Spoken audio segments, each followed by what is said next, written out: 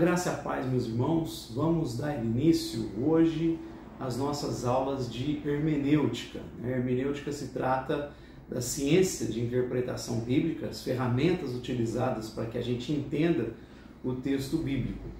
E um exemplo para mostrar como é fundamental nós entendermos essa ciência para que possamos ter a interpretação correta do texto é numa situação que eu coloquei diante de alguns alunos numa certa ocasião, a maioria deles cristãos há muitos anos, e aí eu me lembro que eu coloquei no telão o texto de Lucas, capítulo 6, verso 38, onde Jesus diz: "Dê e Deus te devolverá, boa medida, sacudida, calcada e transbordante será dada a vocês."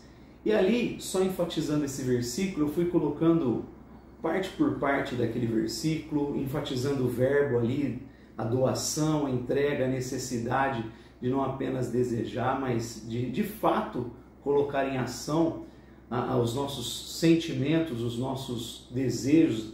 A gente não tem apenas que ter desejo de fazer a vontade de Deus, mas executá-la. Enfim, eu fui floreando, falando daquilo e mostrando como seria a recompensa dada por Deus ao cristão que fosse fiel. E aí eu enfatizei falando das finanças, que Deus daria uma boa medida, ou seja, seria algo excelente, calcada, como a gente aperta com o pilão a fim de preencher cada espaço, sacudida para que ali coubesse ainda mais, transbordante. E aí eu fechei o raciocínio falando: se nós formos fiéis nas nossas ofertas, nas nossas finanças, Deus está prometendo dar uma medida extraordinária para nós, então uma promessa de prosperidade material.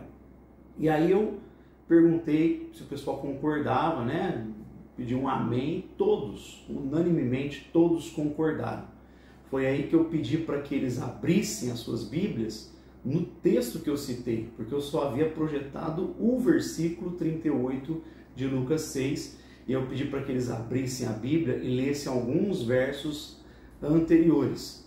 E para surpresa de todos, o texto não falava de dinheiro, o texto falava de perdão e misericórdia.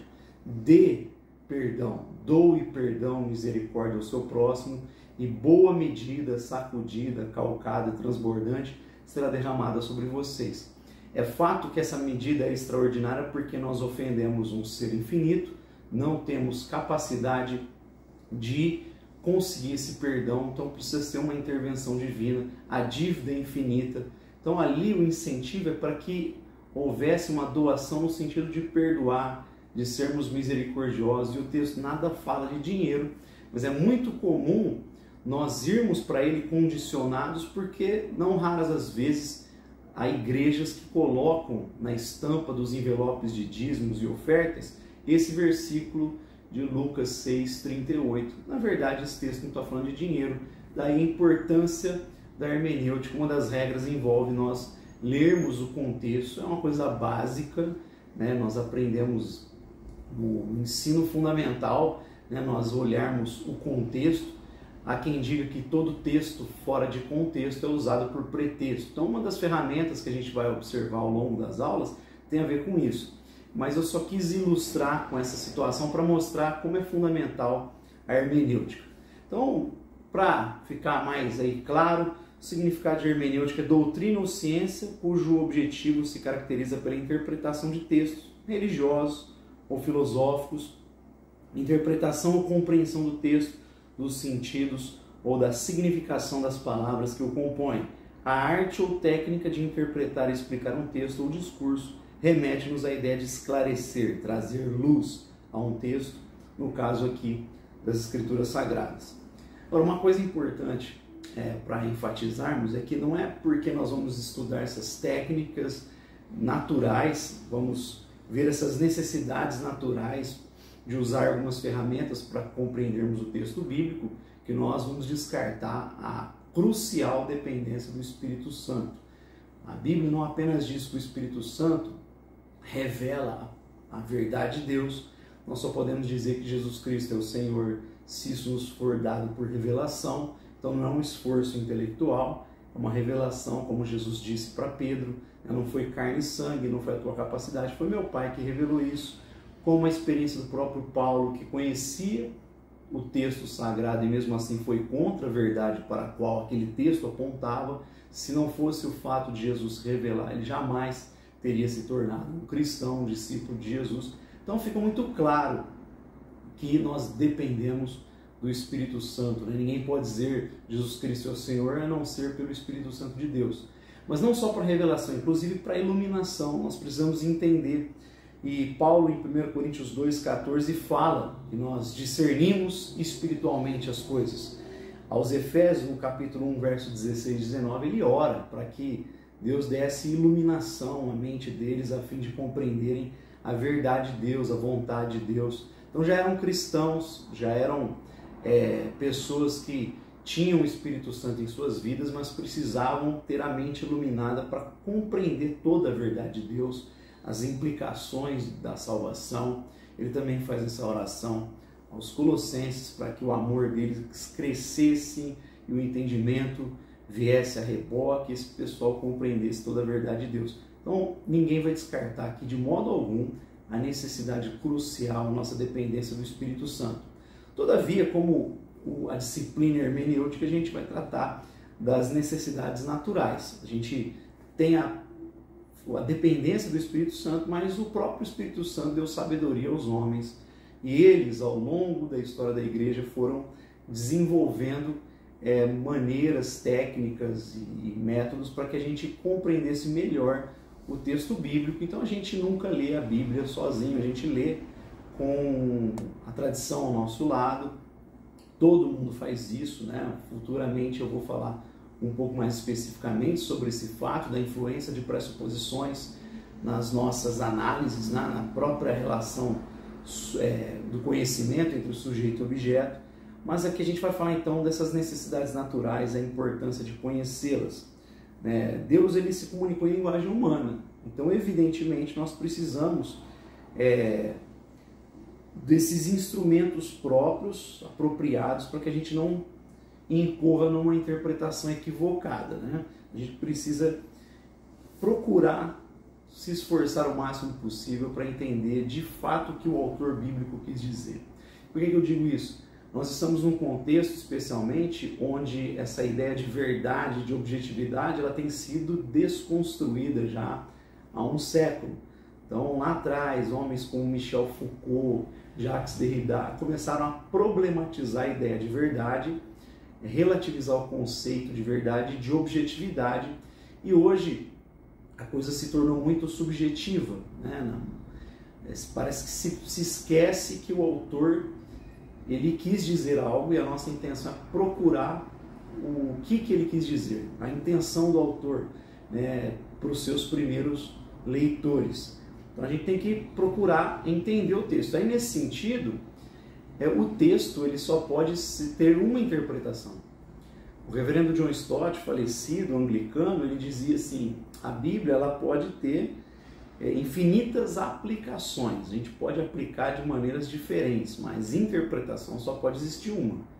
Não tem como nós lermos o mesmo autor que está escrevendo para um determinado público e eu entender uma coisa, outra pessoa entender algo diferente e os dois estarem com a verdade. Então não tem como, né? Um dos dois está errado, ou os dois, e a gente não encontrou essa verdade ainda, mas a gente tem que procurar a intenção, o que o autor quis dizer. Essa é a busca que a hermenêutica propõe. E aí, ao longo dos anos, a igreja foi desenvolvendo alguns métodos.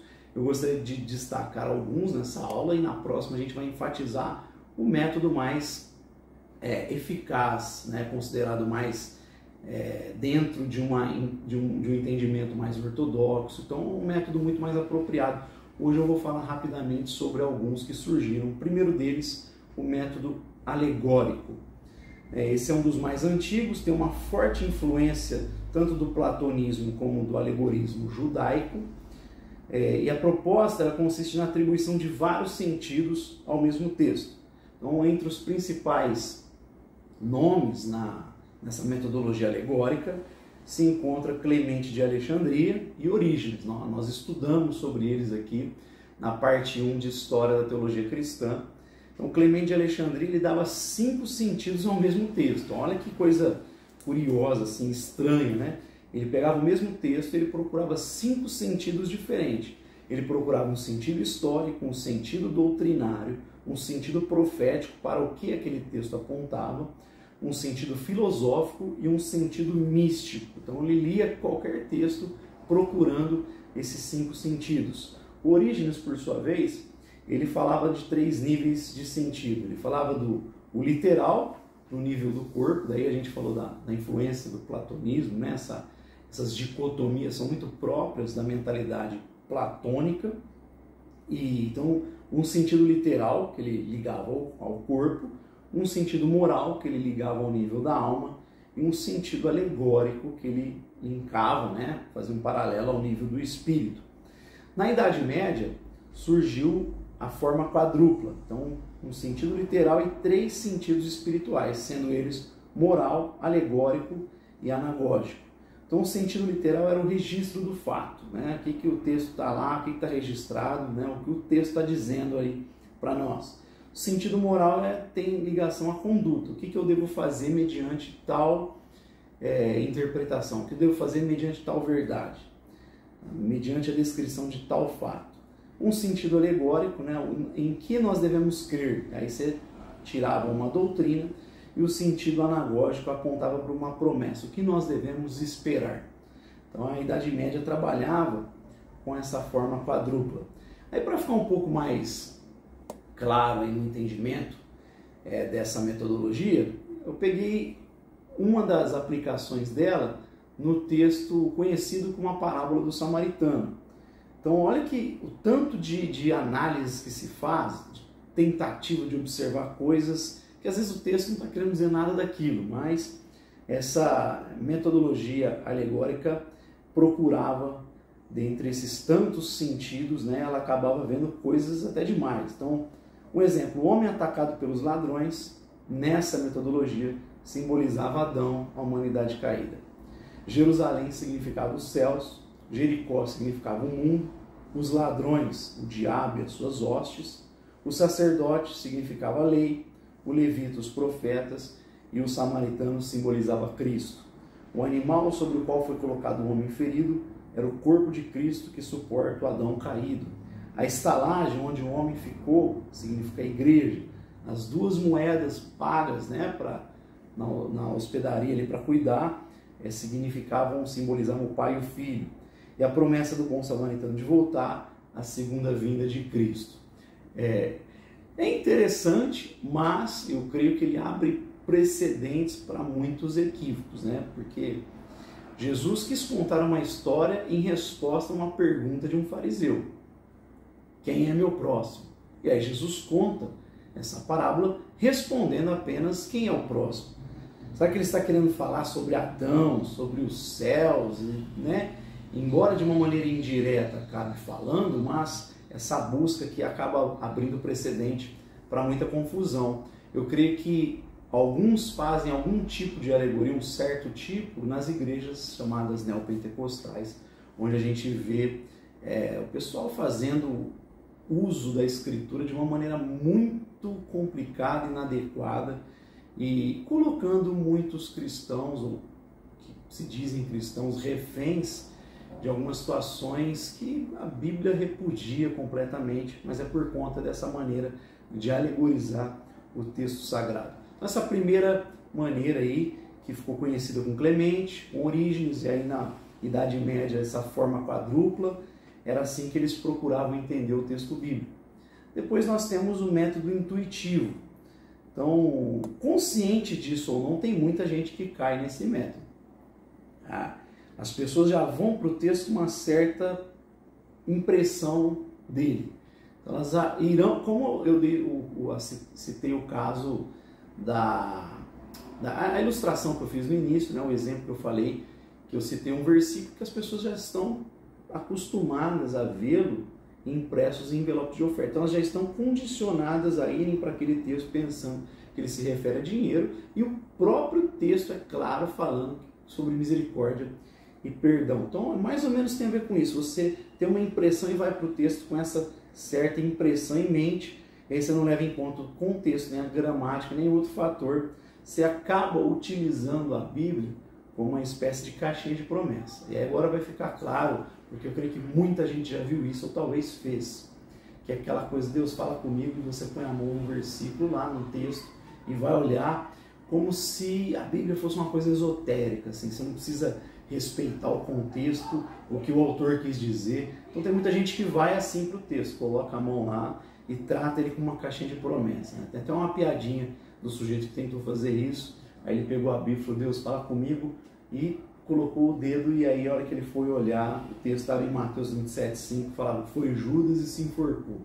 Aí misericórdia, Senhor. Ele vai lá, mexe de novo, coloca o dedo, e aí cai em Lucas 10,37, e vai tu e faz o mesmo. Poxa, misericórdia, Pai. Ele mexe de novo, coloca, e aí João 3,27, o que tem a fazer, fazer-o depressa, né? Então, tratar a Bíblia dessa forma é uma maneira muito complicada. A gente não pode tratar o texto desse jeito. Então, Deus é soberano, e eu já ouvi relatos de pessoas que tiveram um versículo aí que falou diretamente com elas, alguma situação, alguma decisão que tinha que fazer, algum momento de angústia, Deus usou um versículo em especial para ministrar, para trazer cura, mas não que nós devemos incorrer nesse tipo de leitura. Por mais que Deus fale, a nossa intenção, a nossa busca deve ser compreender o texto dentro do que o autor quis dizer, para que a gente não projete no texto o que ele não diz, né, para que a gente não fique colocando coisas no texto ao invés de retirar o que o texto diz. Então esse é o método intuitivo. Tem um outro chamado existencialista. Esse método ele está muito perto daquilo que o movimento neo-ortodoxo fez em pessoas, grandes nomes como Karl Barth, que às vezes é tratado de maneira injusta pela história da teologia cristã, mas Karl Barth ele combateu o chamado liberalismo teológico. No entanto, ele acabou não migrando totalmente para uma visão ortodoxa, né, fundamentalista no sentido original, que era retomar os fundamentos. Ele acabou ali dentro do movimento que foi conhecido como neo-ortodoxia, porque é uma visão muito existencialista. Então a ideia, assim, parecida um pouco com esse intuitivo, se acaba negligenciando a intenção do autor e enfatiza que, principalmente, né, já que eu usei o exemplo dele, se acaba abordando, enfatizando muito mais o sentido subjetivo que o texto tem a dizer para mim. Então a escritura, nesse sentido, ela não se torna um livro com proposições objetivas sobre Deus, porque Deus falou claramente através de proposições. Ele acaba se tornando Bíblia simplesmente quando ele se torna verdade para mim. Então o Karl Barth ele defendia algo parecido com isso. Então a Bíblia ela não é Bíblia que contém a verdade de Deus, ela só é verdade quando ela se torna verdade para mim, revelação para mim. Você tira o caráter objetivo e joga para o caráter subjetivo. E entre os existencialistas também acabaram negando o caráter sobrenatural das escrituras. Aí Karl Barth não entra nisso, né? Então não quero ser injusto com ele, mas era só para mostrar um pouquinho essa questão da subjetividade, que isso sim está forte em Karl Barth, embora ele vá muito além dos liberais. E os liberais foram influenciados mais pelo último método, que é o histórico crítico, o último método que eu vou abordar hoje, né? O histórico crítico ele analisava as escrituras como um livro qualquer. Então, era um interesse meramente acadêmico, linguístico, literário, histórico. Tratava-se de uma hermenêutica totalmente racionalista. A gente tem que pensar no período da modernidade, já rompendo com o pano de fundo cristão, com as bases cristãs. Aquela ideia de o mundo como um sistema fechado, uma máquina, tudo visto dentro de uma lógica de causa e efeito, né? Tanto que o movimento romântico surge em resposta a esse sufocamento dessa visão materialista, demasiada, naturalista da vida. É claro que o movimento romântico é uma busca por liberdade também totalmente desconectada do significado que Deus estabeleceu. Só estou dizendo como um fenômeno histórico que surge para o homem tentar buscar liberdade, mas por conta dessa visão. E essa visão bem racionalista acaba gerando esse método histórico crítico, que por ser totalmente racionalista, começa a considerar fábula, mito, tudo aquilo que a Bíblia apresenta como milagre. Então a ressurreição de Cristo é vista como mito, os milagres que Jesus fez são vistos como mito, os milagres do Antigo Testamento, tudo isso é uma espécie de fábula e mito que aponta para alguma verdade, mas o cristão não deveria, segundo essa escola, crer de fato que houveram milagres, né? Então eles tiram todo o caráter sobrenatural porque estão imersos em um mundo extremamente racionalista, humanista, e esse método histórico crítico vai se tornar o pai do liberalismo teológico, o liberalismo que vai romper com isso, e aí o Karl Barth é um dos que vai tentar combater o liberalismo, e do outro lado também fundamentalistas vão combater também de maneira incisiva, mas esse método histórico crítico de olhar para a Bíblia simplesmente como um livro qualquer, analisando aspectos linguísticos, históricos, né? Mas desconsiderando o seu caráter sobrenatural, que vai dar luz ao filho, a gente pode chamar o filho maldito, que é o liberalismo teológico. Então esses são algumas metodologias, mas na nossa próxima aula eu gostaria de tratar do método gramático histórico, esse sim utilizado pela igreja e tem trazido um entendimento muito mais sadio da revelação de Deus. Então eu te espero, Deus abençoe, até lá.